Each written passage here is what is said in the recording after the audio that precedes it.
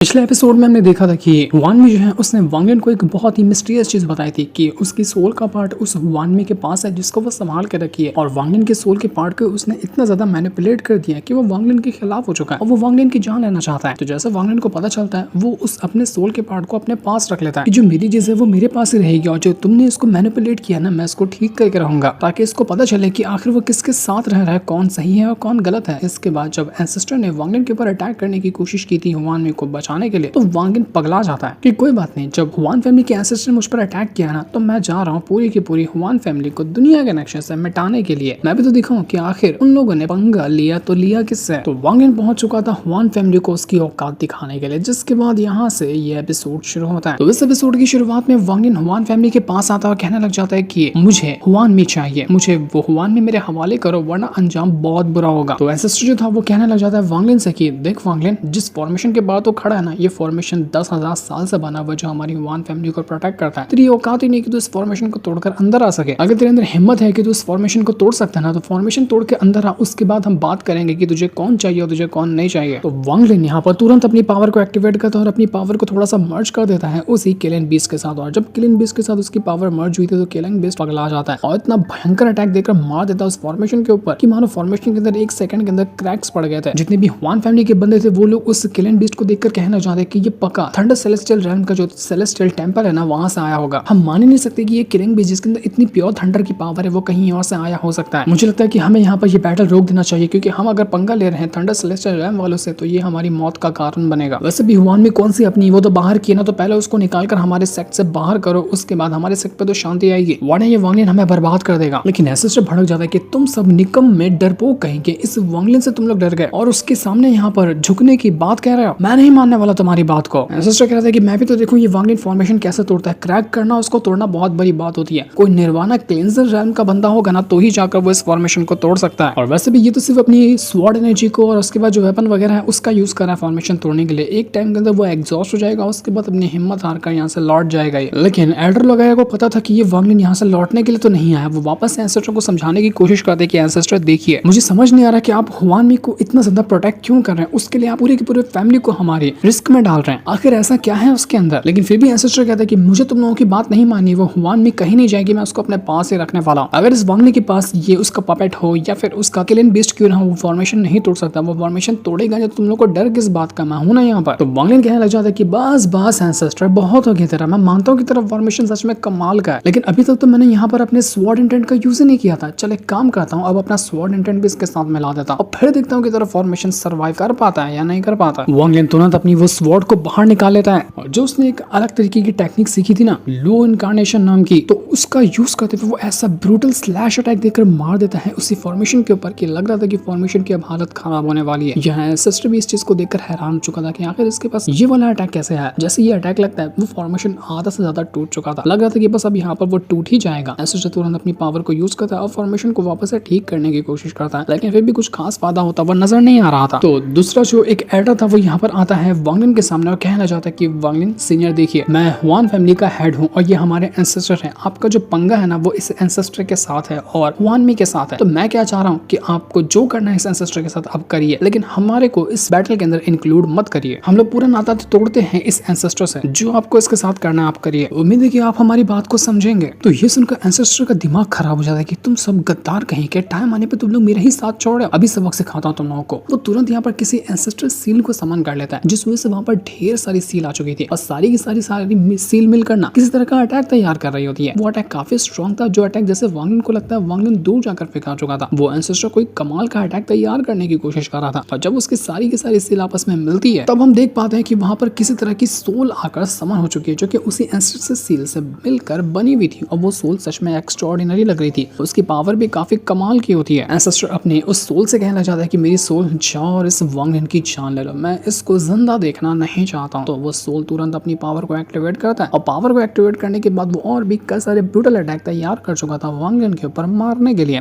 वो आसमान से किसी फर्नेस जैसी चीज को बाहर निकालता और वांगलिन के ऊपर वो पटक कर मारने की कोशिश कर रहा था ताकि वांगलिन अंदर जमीन के धंस जाए। वो एंसेस्टर से कहता है कि वांगलिन दिखा मुझे कि तू क्या कर सकता है। बहुत उछल रहा था ना कि मैं ये कर लूंगा, मैं वो कर लूंगा, अब तू दिखा कि तू जिंदा बच पाता है या नहीं बच पाता है, तू अब मरने वाला है। वो जो चीज आसमान से गिर रही थी वो बहुत ज्यादा प्रेशर देती है वांगलिन के ऊपर, लेकिन फिर भी वांगलिन यहाँ पर बिंदास खड़ा हुआ था। वो अपनी पावर को यूज करता है, इस प्रेशर को हैंडल करता है, और अगर क्योंकि उसने अगर हल्का सा भी ढील छोड़ा तो वो जमीन के अंदर धंस जाता। पर अपना ये वांगलिन है वो ऐसे कैसे धंसेगा, वो तुरंत अपना डेविल ट्रांसफॉर्मेशन यूज कर लेता और खुद को उसने डेविल रूप में ढालने की कोशिश की थी। और जैसे वो इस पावर को यूज करता ना, आसमान से जो सील नीचे गिर रही थी वांगलिन को धंसाने के लिए, वो सील के अंदर क्रैक्स पड़ने लग जाते हैं। क्रैक्स भी ऐसे कि एक सेकंड के अंदर वो सील वहां पर चकनाचूर हो जाता है। वांगलिन ने उस सील की वाट लगा कर रख दी। जितने भी लोग थे यहाँ पर सभी ये नजारा देखकर यकीन ही नहीं कर पाते कि ये तो इस एंसेस्टर की सोल की सील को भी उसने आसानी से डिस्ट्रॉय करके रख दिया। हम तो गए, इस एंसेस्टर की वजह से ना आज हमारी फैमिली खत्म होने वाली है। वांगलिन तुरंत वहां पर अपनी उस डेविल सोल को बाहर निकाल लेता है और वांगलिन से कहने लग जाते कि अरे वाह, क्या बढ़िया शिकार तूने करने के लिए मुझे बाहर निकाला है, अब तो मजा आ जाएगा। इस सोल को मैं पहले ही निकलने वाला, लेकिन उससे पहले तो मुझे तुझे मारने का मन कर रहा है, क्योंकि तूने जो मुझे यहाँ पर ट्रैप करके रखा हुआ है ना, वो चीज मुझसे बर्दाश्त नहीं हो रही। तो वांगलिन कहते हैं कि देख, तुझे पता ही होगा कि अगर तूने मुझे मारने की कोशिश की या फिर मुझे कुछ भी हुआ तो ऑटोमेटिकली तू भी मारा जाएगा। तो कितना भी मेरे बारे में कुछ गलत इंटेंशन क्यों ना रख ले, तू मुझे नहीं मार सका। इसी में तेरी भलाई है कि तू मेरी बात मान। अगर तू मेरी बात मानता है तो इस बैटल को खत्म करने के बाद मैं तुझे आजाद कर दूंगा, इसलिए मेरा साथ दे ये बैटल कंप्लीट करने में। तो अब यहाँ पर उस डेविल सोल के पास कोई भी ऑप्शन नहीं था, तो वो यहाँ पर वांगलिन की बात मानने के लिए तैयार हो जाता है कि ठीक है, मैं तेरा ये बैटल में साथ दूंगा। और जैसे वो बात मानने के लिए तैयार हुआ था, अब हम यहाँ पर वांगलिन का वो डेविल ट्रांसफॉर्मेशन देख पाते हैं, जहाँ उसके पास वो आर्मर क्रिएट होकर बन जाता है ना, और पूरी तरह से वो आर्मर के अंदर ढक जाता है। तो वही वाला ट्रांसफॉर्मेशन अब वांगलिन ने यूज कर लिया था। क्या कमाल का दिखता है, सबसे बैडस वाला लुक लगता है उसका ये वाला। तो उसी आर्मर वाले लुक को वांगलिन ने जैसे ही यूज किया था, उसके अंदर से ऐसी पावर बाहर निकल कर आ रही थी कि हर तरफ उसकी डेविल एनर्जी जो होती है वो फैलने लग जाती है। पूरी जगह बिल्कुल रेड ऑरा से कन्वर्ट हो चुकी थी और हर तरफ वांगलिन की डेविल पावर ने अपना राज बना कर रख लिया था। ऐसा कमाल का ये सीन होता है जिसे देखते ही रह जाए। क्या मस्त और धमाकेदार एंट्री थी वांगलिन की, उसका हिसाब नहीं था। और तब वांगलिन अपनी पावर को यूज करता है और ऐसा पंच देकर मारता है उस एंसेस्टर की सोल के ऊपर कि सोल की फटकर हाथ में आ चुकी थी। सोल अपने सारे अटैक यूज करता है, बैरियर बनाता है, खुद को बचाने की कोशिश करता है, लेकिन वांगलिन का एक पंच ही यहाँ पर सच में लग रहा था कि उस सोल को मौत के घाट उतार देगा। एंसेस्टर पागल हो गया था कि भाई साहब ये मैं क्या देख रहा हूँ, आखिर इसके पास ये कैसी टेक्निक है, ये खुद को डेविल के अंदर कन्वर्ट कैसे कर लिया। वांगलिन तो एकदम स्टाइल मारते हुए उसके सामने खड़ा था कि बचका ने कुछ और भी देखना तेरा बाकी है क्या, अभी तो तूने मेरे बारे में जाना है क्या है, बहुत कुछ जानना तेरा बाकी है भी। ऐसा समझ चुका था कि ऐसा तो नहीं मरने वाला है। वो कहने लग जाता है कि मुझे फर्क नहीं पड़ता कि वांगलिन तू कौन है, तू क्या करता है, तेरे पास कितनी पावर है, लेकिन मैं यहाँ पर पूरे के पूरे जो हमारा 1000 इल्यूजन प्लैनेट है ना, उसकी एनर्जी को इकट्ठा करने वाला हूँ और उसके जरिए मैं तुझे मारूंगा। अब चाहे यहाँ पर मुझे कितना भी नुकसान क्यों ना हो, इस प्लैनेट को कितना नुकसान क्यों ना हो, फर्क नहीं पड़ता, लेकिन तुझे मारने के लिए मैं सब कुछ बर्बाद कर दूंगा। देखता हूँ कि तू इससे बच पाता है या नहीं बच पाता है। तो अब यहाँ पर वो पूरे प्लैनेट की पावर को यूज कर रहा था। प्लैनेट की पावर को यूज करते हुए वो किसी तरह का अटैक बना रहा होता है। तो इस अटैक को देखने के बाद वो जो बंदा जिसको हमने लास्ट एपिसोड में भी देखा था, जो कि एंसेस्टर से भड़का हुआ था, वो कहने लग जाता है कि इस एंसेस्टर की आखिर हिम्मत कैसे हुई कि सिर्फ वांगलिन के ऊपर अटैक करने के लिए ये पूरे के पूरे प्लैनेट की एनर्जी को यूज कर रहा है। दिमाग तो ठिकाने पर है ना उसका। वो एकदम गुस्से में उस एंसेस्टर कहना चाहता है कि एंसेस्टर तेरी हिम्मत कैसे हुई कि तूने पूरे प्लैनेट की एनर्जी को यूज करने की कोशिश की, तू अकेला नहीं रहता इस प्लैनेट के ऊपर। लेकिन जब तक वो कुछ कर पाता कि इससे पहले एंसेस्टर ने अपना अटैक तैयार कर लिया था। वो अटैक तैयार करने के बाद वांगलिन के ऊपर मारने के लिए तैयार था, पर जैसे वो अटैक करने वाला था वांगलिन उसके सामने बिंदास खड़ा होता है और वो यहाँ पर आराम से खड़े होकर मस्त हंस रहा था कि देखो तो एंसेस्टर की तो और क्या कर सकता है, आखिर तेरी हिम्मत कैसे हुई कि तूने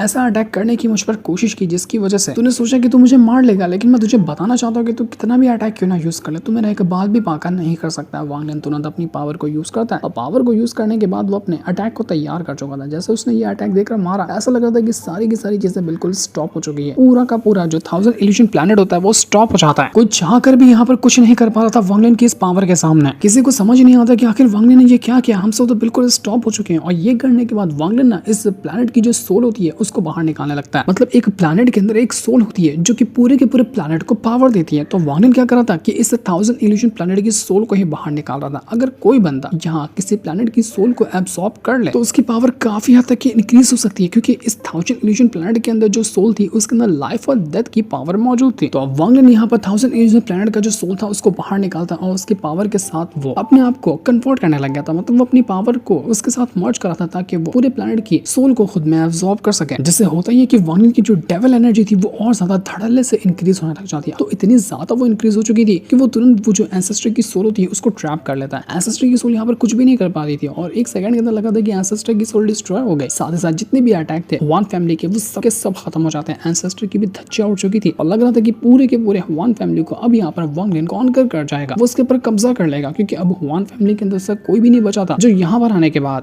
वांगलिन को रोक सके। वांगलिन ने पूरे के पूरे प्लैनेट डैड की तो वाट लगा ही लगाई, वन फैमिली की भी वाट लगा दी, सबको उनकी औकात दिखाकर रख दी थी बस कुछ ही टाइम के अंदर।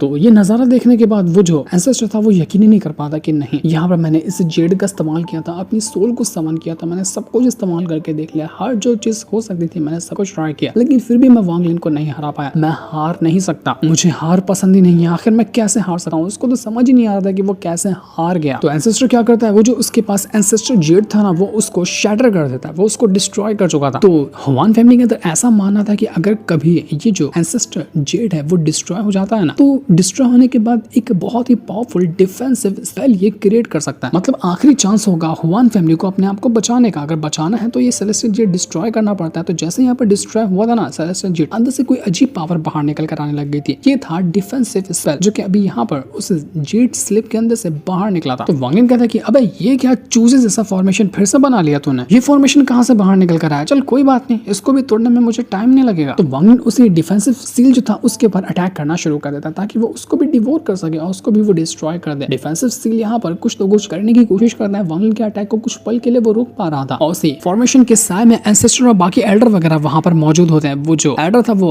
एंसेस्टर कहने लग जाता है कि एंसेस्टर देखिए अभी भी हमारे पास सिर्फ आखिरी मौका बचा हुआ है, आप क्यों नहीं देते इस ह्वान में को वांग लिन के हवाले, अगर अभी भी दे देंगे तो हो सकता है कि वांग लिन जो बची कुछ हमारी जान बची है उसको छोड़ दे, वरना आप देख ही रहे हैं कि वो सबको मार डालेगा। वांग लिन तो रुकने वाला नहीं था, वो जो डिफेंसिव स्पेल बना हुआ था ना वांग लिन उसको भी डिस्ट्रॉय करने में लगा होता है और ज्यादा टाइम नहीं लगेगा उसको कि वो इस डिफेंसिव स्पेल को भी डिस्ट्रॉय कर ही देगा। तो जो भी एंसेस्टर करना है उसको जल्द से जल्द करना होगा, वरना वांग लिन रुकने वाला तो आज बिल्कुल भी नहीं है। वो उस डिफेंसिव स्पेल को काफी हद तक अपनी डेविल पावर के अंदर कन्वर्ट कर लेता है और अब बस कुछ टाइम के अंदर हो सकता है कि वो डिफेंसिव स्पेल भी डिस्ट्रॉय हो जाएगा। तो अब यहाँ पर वो जो एंसेस्टर था ह्वान में से कहता है कि ह्वान में देखो, तुम्हें पता है जब से तुमने हमारे सेट को ज्वाइन किया है ना, मैंने तुम्हारे लिए बहुत कुछ किया, मतलब कि हद से ज्यादा ही तुम्हारे लिए कर दिया। तो इसके बदले मैं अब यहाँ पर सिर्फ तुमसे एक छोटी सी चीज मांगता हूँ, पता है वो क्या है? मैं चाहता हूँ कि तुम अपने डोमेन की पावर मुझे दे दो और उसके जरिए मैं यहाँ पर उस वांग लिन के ऊपर अटैक करना चाहता हूँ। तुम्हारे डोमेन की पावर जब मेरे पास आएगी ना, तो उसके जरिए मैं वांग लिन को रोकने की कोशिश करूंगा। तो तुम्हारे पास दूसरा कोई ऑप्शन नहीं है, तुम्हें मेरे लिए ये करना ही होगा। देखते ही देखते डिफेंसिव स्पेल जो था वो यहाँ पर वांग लिन की पावर की वजह से काफी हद तक टूट चुका था और लग रहा था कि वो बस टूटने ही वाला है। तो ह्वान में कहने लग जाती है एंसेस्टर की आपने मेरे लिए इतना कुछ किया सिर्फ मेरा डोमेन हासिल करने के लिए ना, आपने देख लिया होगा कि मेरा डोमेन नॉर्मल नहीं है, कमाल का है, इसलिए आपने इतनी बड़ी हरकत की और इतना बड़ा प्लान बनाया बस मुझे डिवोर करने के लिए। तो एंसेस्टर कहता है कि बिल्कुल सही कहा तुमने, तुम जानती हो हमारा जो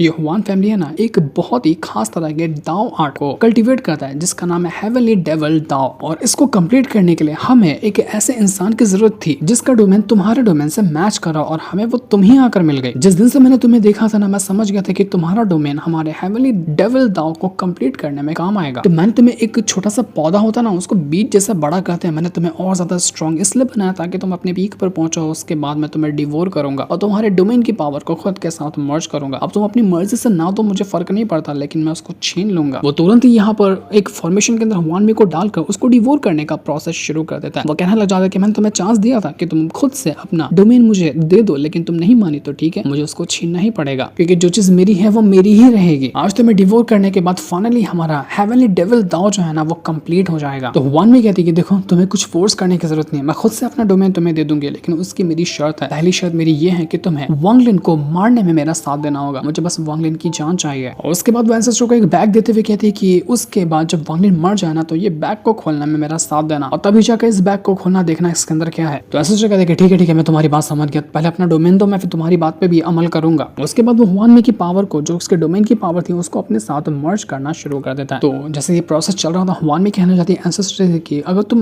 वांग लिन को नहीं मार पाए ना, तब भी वो स्टोरेज बैग उसी को दे देना, वो समझ जाएगा कि इसके अंदर क्या है और इसका क्या काम करना है। बस उम्मीद है कि तुम वांग लिन को मारने में कामयाब रहोगे। उसके बाद ह्वान में के पास कोई ऑप्शन ही नहीं था, वो खुद को सरेंडर कर चुकी थी कि ठीक है मेरा डोमेन ले लो तुम, क्योंकि वो जानती थी कि अगर वो कुछ भी करने की कोशिश करेगी तो वांग लिन से पहले ये एंसेस्टर उसको मार देगा। तो उसने जो सही लगा वही फैसला चुना। तो एंसेस्टर यहाँ पर उसके डोमेन की पावर को खुद के साथ मर्ज कर रहा था, जिस वजह से वो एंसेस्टर जो होता है ना, पहले से काफी ज्यादा स्ट्रॉन्ग लगने लग गया था। उसकी पावर धड़ल्ले से इंक्रीज हो रही थी और अपना जो वांग लिन होता है वो सारी की सारी चीजें वहाँ आराम से बैठकर देख रहा था। वांग लिन कहना चाहता है कि इस वानमी की पावर को एंसेस्टर ने बढ़ाने में हेल्प किया और अब यहाँ पर वो उसी की जान लेने पे तैयार हो चुका है। उसके डोमेन की पावर को वो छीन रहा है, जिससे जाहिर सी बात है कि हुआनमी की जान तक जा सकती है, क्योंकि सच में लग रहा था कि हुआनमी अब यहाँ पर बेहोश हो चुकी है। जैसे ही हुआनमी बेहोश हुई इसने तब तक कि वांग लिन वो जो डिफेंसिव स्पेल था उसको भी डिस्ट्रॉय करके रख देता। अब यहाँ पर एंसेस्टर के पास कुछ नहीं बचा था जिसके जरिए वो खुद को प्रोटेक्ट कर सकता, और अब वांग लिन उसके ऊपर अटैक करने के लिए तैयार था। वांग लिन एंसेस्टर से कहता है कि क्या वो एंसेस्टर कुछ और अटैक का तो यूज करने वाला था ना, क्या कुछ अटैक बचे हैं कि या फिर तू अपनी हार मानने के लिए तैयार है? बचे तो करके दिखा, क्योंकि मैं यहाँ पे तेरा अटैक देखने के लिए तैयार खड़ा हूँ। हुआनमी का तो हिसाब किताब लग रहा था कि खत्म हो गया, वो मर चुकी है, लेकिन एंसेस्टर अभी तक की जिंदा था और उसके अंदर से पावर भी बहुत ज्यादा बाहर निकल रही थी। तो वांग लिन का जो डेविल सोल होती है वो कहने लग जाती है कि अरे ये बंदा तो पहले से ज्यादा स्ट्रॉन्ग हो गया, अब इसको मारने में ज्यादा मजा आएगा। तो जैसे वो अटैक करने जाता ना एंसेस्टर के ऊपर, एंसेस्टर के ऊपर वो अटैक कर ही नहीं पाता, क्योंकि एंसेस्टर किसी खास तरह के फॉर्मेशन के अंदर आकर समा चुका था, क्योंकि उसका हेवनली डेविल दाव जो है ना वो कंप्लीट हो गया। तो इस वजह से एंसेस्टर की पावर पहले से काफी ज्यादा इंक्रीज हो चुकी थी। वो कोई खास तरह की पावर को एक्टिवेट करता है और पावर को एक्टिवेट करने के बाद वो एक बहुत ही मिस्टीरियस फॉर्मेशन क्रिएट कर चुका था, जो फॉर्मेशन बहुत ही भयंकर लग रहा था, काफी क्रीपी लग रहा था, क्योंकि हेवनली डेविल दाव जब उसका कंप्लीट हुआ तो वो नॉर्मल से बिल्कुल एक डेविल जैसा बन गया। और वांग लिन के पास भी डेविल जैसी पावर थी ना, तो उसी को मुकाबला करने के लिए उसने अपने हेवनली डेविल दाव को कंप्लीट किया। तो अब यहाँ पर वो जो एंसेस्टर था वो वांग लिन को बताने लग जाता है कि तुझे पता है मेरा ना जो दाव है मैं उसको कभी भी कन्वर्ट कर सकता हूँ, क्योंकि हमारा जो ओरिजिनल दाव है वो एक फॉर्मलेस दाव है, मतलब एक ऐसा अनोखा ऐसा मिस्टीरियस दाव कि वो किसी भी चीज के अंदर कन्वर्ट हो सकता है। अब मैंने यहाँ पर अपना हेवनली डेविल दाव इसलिए इस्तेमाल किया क्योंकि तेरे पास भी डेविल की पावर, तो उसका मुकाबला करने के मैंने डेविल आर्ट को यूज किया। अगर तू कोई और आर्ट को यूज कर रहा होता ना तो मैं उसके अंदर भी अपने दाव को कन्वर्ट कर सकता था। यही खासियत है हमारे हुआन फैमिली की। तो अब यहाँ पर मेरी डेविल पावर के सामने देखता हूँ कि तेरी डेविल पावर टिक पाती है या नहीं टिक पाती है। ऐसा से तो लग रहा था कि वहां से गायब ही हो गया, वो किसी शैतान के अंदर कन्वर्ट हो चुका था। तो इस चीज को देखकर अपना वांग लिन हैरान भी होता है और कहना चाहता है कि अरे वाह अच्छी बात है कि चलो कुछ तो टक्कर का देखने मिला। लेकिन मुझे तो बिल्कुल भी ऐसा नहीं लगता कि आखिर कोई नॉर्मल इंसान जो खुद को जब चाहे डेविल में कन्वर्ट कर ले तो उसकी पावर इतनी कमाल की होगी जो वो मेरा मुकाबला कर सके। लेकिन अगर सच में ये एंसेस्टर ने ये कारनामा करके दिखाया है और उसके बाद सच में अगर डेविल की पावर काफी कमाल की है ना, तो ये मेरे लिए एक टॉनिक बनेगा। मतलब इसको मैं खाने के बाद अपनी डेविल पावर को और ज्यादा इंक्रीज कर सकता हूँ। वांग जो ये बातें कह रहा था ना वो खुद नहीं कह रहा था, ये बातें वो जो डेविल सोल थी वो उसके अंदर से कहलवा रही थी और डेविल सोल को पसंद आ गया था एंसेस्टर की। अब तो मैं इसको डिवोर करूंगा जो मेरी पावर को बढ़ाने में काम करेगा। तो अब तो यहाँ पर वो अपनी पावर को यूज करता है, सीधा चला जाता है एंसेस्टर के ऊपर अटैक करने के ताकि वो उसको डिवोर कर सके। तो एक तरफ एंसेस्टर आ चुका था और दूसरी तरफ होती है वो डेविल सोल, जो दोनों आपस में लड़ने के लिए तैयार थी। वो सीधा यहाँ पर डेविल जो था एंसेस्टर वाला वो पकड़ लेता है वांग लिन की डेविल वाली सोल को और उसको डिवोर करने की कोशिश कर रहा था। लेकिन तभी डेविल सोल अपने आप को और ज्यादा स्ट्रॉन्ग बना लेती है और उसके बाद वो उसी एंसेस्टर के ऊपर अटैक करने लग गई थी और वो उसके दांव की जो पावर होती है उसको डिवोर करने लग जाती है। उसका वही था ना डेविल दांव, तो वो उसको डिवोर करके टेस्ट कर रही थी कि ये टेस्टी भी है या फिर नहीं है। तो टेस्ट करने के बाद तो यहाँ पर उसको मजा ही आ जाता है। एक तरफ से यहाँ पर वांग लिन की डेविल सोल उस एंसेस्टर की पावर को डिवोर कर रही थी, तो एंसेस्टर भी सेम काम उस डेविल सोल के साथ कर रहा था। वो डेविल तो वांग लिन के शरीर से भी बाहर निकल कर आ जाता है। वांग लिन को वो साइड में कर चुका था कि तू साइड ही मेरे, मैं जा रहा हूँ इस एंसेस्टर से मुकाबला करने के लिए। वो एंसेस्टर को किसी भी हालत में नहीं छोड़ने वाला था। तो अपना वांग लिन भी साइड हो जाता है और उसकी डेविल पावर थी वो अकेले ही मुकाबला कर रही थी उस एंसेस्टर का। एंसेस्टर को तो वो पूरी तरह से जकड़ लेता है, पर एंसेस्टर को उसके छोड़ने के कोई इरादे नहीं लग रहे थे। उसने मन बना लिया था कि एंसेस्टर मेरे लिए एक टॉनिक है जो मुझे और ज्यादा स्ट्रॉन्ग बनाएगा, तो मैं उसको डिवोर किए बगैर छोड़ूंगा नहीं। एंसेस्टर ने बेचारी हुआनमी को डिवोर करके खुद की डेविल पावर को इंक्रीज किया। अब डेविल सोल यहाँ पर उसको डिवोर करके अपनी पावर को इंक्रीज करने के प्लानिंग में थे, जिसमें वो काफी हद तक कामयाब होता हुआ नजर आ रहा था, क्योंकि एंसेस्टर की वहां पर हालत खराब हो चुकी थी और कुछ ही पल के अंदर ऐसा लगा था कि वो यहाँ पर गायब हो चुका है। वांग लिन के उस डेविल सोल ने यहाँ पर पूरी तरह से डिवोर कर लिया एंसेस्टर को, उसके डेविल पावर को। वांग लिन भी नजारा देखकर काफी हैरान हो जाता। वो कहना लग जाता है कि एंसेस्टर ने इतने टाइम से मेहनत की, अपने डेविल दाव की पावर को इंक्रीज किया और आखिरी में नतीजा क्या निकला, वो इस डेविल सोल का खाना बनकर रह गया और उसी के फायदे के लिए वो बस काम आया। तो डेविल सोल यहाँ पर वांग लिन से कहने लग जाता है कि डेविल सोल वांग लिन को बताने लग जाता है कि एंसेस्टर का जो हाल हुआ है ना वो उसके कर्मा की वजह से हुआ है, क्योंकि उसने बहुत सारे अपराध किए थे तो उसको सजा मिलनी ही थी। तो अब देख वांग लिन, मैंने तेरा वादा पूरा किया, तूने कहा था ना कि इस एंसेस्टर को मारने में मैं तेरा साथ दूंगा तो तू मुझे आजाद करेगा, तो बात खत्म होती है। मैंने अपना वादा पूरा किया तो अपना वादा पूरा कर। तो इसके बाद वांग लिन उसको वहां से गायब कर देता है, क्योंकि अभी भी यहाँ पर डेविल सोल के ऊपर बेलू जो है उसकी सील लगी हुई है। जब तक कि वो सील नहीं हटेगी तब तक कि वो आजाद कैसे होगा। तो दिमाग खराब हो जाता है डेविल सोल का कि वांग लिन यहाँ पर देखिए इस बार तो मैं फंस गया तेरे प्लान में, अगली बार देखना तू अगर मुझे यहाँ पर आजाद नहीं करता होता है ना तो मैं तुझे छोड़ूंगा नहीं, मैं खुद से यहाँ पर उस सील को डिस्ट्रॉय करने का तरीका ढूंढ लूंगा, फिर मैं तेरे स्पिरिचुअल वर्ल्ड से बाहर निकल कर आ जाऊंगा। बेचारे ने खूब मेहनत की वांगलिन के लिए, लेकिन वो आखिरकार बचकर जा ही नहीं पाया, क्योंकि बेलुओं की सील को डिस्ट्रॉय करना अभी तो वांगलिन भी ये करना नहीं चाहता है, और ना ही उसे डेविल सोल के अंदर हिम्मत है कि वो बेलुओं की सील को खुद के दम पर तोड़कर दिखाए। तो जब तक सील नहीं टूटी तब तक वो फुल्ली तरीके से आजाद नहीं हो पाएगा वांगलिन के स्पेशल वर्ल्ड से, यानी कि वांगलिन वापस से चाहे तो उसका इस्तेमाल आगे चलकर कर सकता है। इसके बाद अपना वांगलिन आता है उसी हुआनमी के पास, क्योंकि उसकी जो बॉडी थी अब वो धीरे धीरे करते हुए गायब हो रही थी। वो तो मर तो पहले ही चुकी थी, तो उसकी बॉडी धीरे धीरे करते हुए गायब होना शुरू हो चुकी थी और हवा में जाते हुए एक फॉर्मेशन के अंदर वो कन्वर्ट हो जाती है। वांगलिन यहाँ पर उसको देख रहा था बिल्कुल इमोशनलेस के साथ, उसके अंदर कोई भी फीलिंग नहीं थी उस हुआनमी के लिए कि इसको बुरा लग रहा हो या अच्छा लग रहा हो, कोई भी नहीं, बिल्कुल वो शांत खड़ा था वहां पर। और कुछ ही देर के अंदर पूरी तरह से हुआनमी का खेल खत्म हो जाता है, वो वहां से हमेशा हमेशा के लिए गायब हो चुकी थी। तो उसके गायब होने के बाद वो जो एल्डर था यहाँ पर हुआन फैमिली का, वो वांगलिन के पास आता है और वांगलिन को बताने लग जाता है कि देखो जब ये हुआनमी मरी थी ना तो इसने मरने से पहले इस एंसेस्टर के साथ कोई तो कोई डील की थी। उसने कहा था कि अगर एंसेस्टर तुम्हें नहीं मार पाता है ना तो उसने किसी तरह का लाल बैग दिया था उसको कि मन नहीं मार पाता है वो तुम्हें तो तुम्हारे पास ये बैग पहुंच जाए। तो एंसेस्टर ने मुझे ये बैग दे दिया था इस जिम्मेदारी के तौर पर कि अगर वो तुमको नहीं मार पाता तो ये बैग मैं तुम्हें दे दूं। मुझे नहीं पता कि इस बैग के अंदर क्या है, लेकिन हुआनमी ने तुम्हारे लिए छोड़ा है तो इस पर तुम्हारा हक है कि तुम देखो कि इसके अंदर क्या हो सका है।